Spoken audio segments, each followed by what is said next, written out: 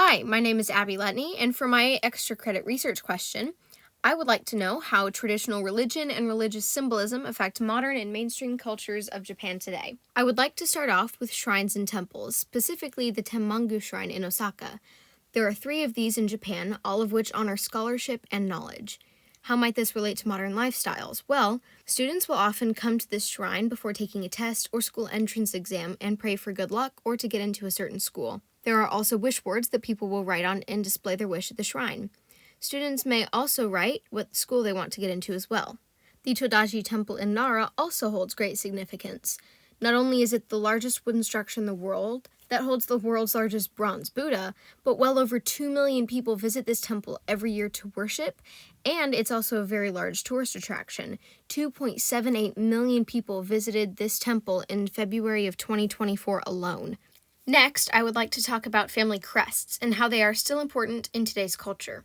For some background, this is Osaka Castle, which was built in the 17th century to house the imperial family in the capital at the time. It was burned down in that same century, but rebuilt in 1931. They moved capitals from Osaka to Tokyo in 1868, but the castle still stands today in Osaka. The golden flower you see now, the chrysanthemum, is the imperial family crest on display in Osaka Castle.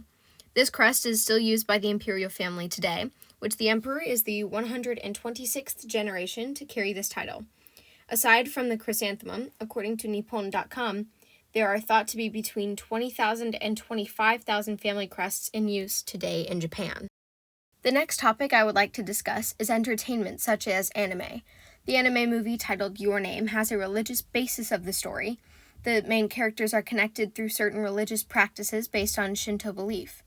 In the anime titled Suzume, the religious importance of gates are portrayed through doorways and keystones with little explanation because those are part of everyday life in Japan.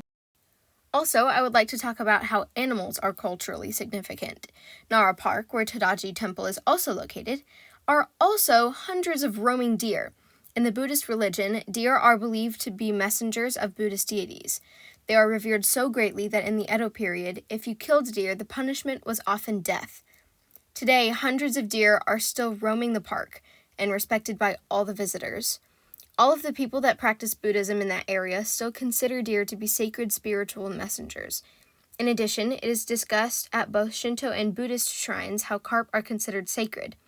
If the carp jump a certain waterfall after swimming upstream a long river, they would eventually turn into dragons, which are believed to bring water and life.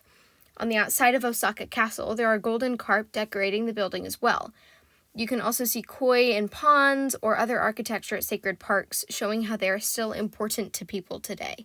Finally, I will talk about traditional Japanese festivals. They are slightly different in different regions and vary in the way they perform in parades, etc. For example, in Osaka, the Kishiwada Danjiri Matsuri Festival, the parade is very fast-paced while the people are running the entire time. In other regions, it might be a little more slow-paced. In some festivals, they traditionally perform with taiko drums. We got to learn about them, play them, and we even got a display from our instructors. This type of music is what they often play at festivals.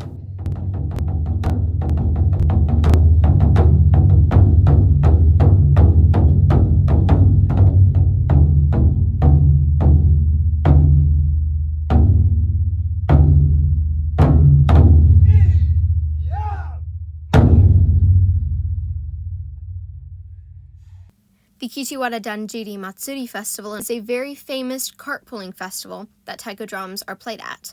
It is a really well-known festival that over 400,000 people every year come to visit. The people that participate can be as young as 4 years old to fully grown. So many people participate in the festival every year, and each role is important. People spend years practicing and learning the routines and songs. It is a very good example of how ancient traditions still have a place in modern cultures of Japan. For my interview, I will be asking my local tour director about my research topic. Okay, so now we're going to talk to our tour director, Maurice. Hello. Hi. How does traditional religion and religious symbolism affect mainstream culture? So in Japan, a lot of things we celebrate are religious, but also a lot of people just kind of put in pop culture such as Christmas and Halloween. And also the thing about Japan is that in New Year's we usually go to shrines, and that's just something we do. And it is actually told like going to a shrine on New Year's is like giving you new protection from the shrine, but a lot of people don't know that. And it's just we just meet up at a shrine and we just pray and just spend the next year happy. Thank you very much. Thank you.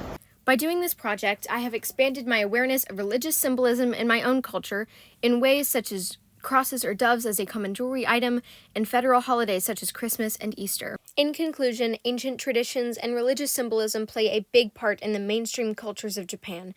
From anime to music, festivals, holidays, even architecture and animals, lots of ancient symbolism still sticks around today.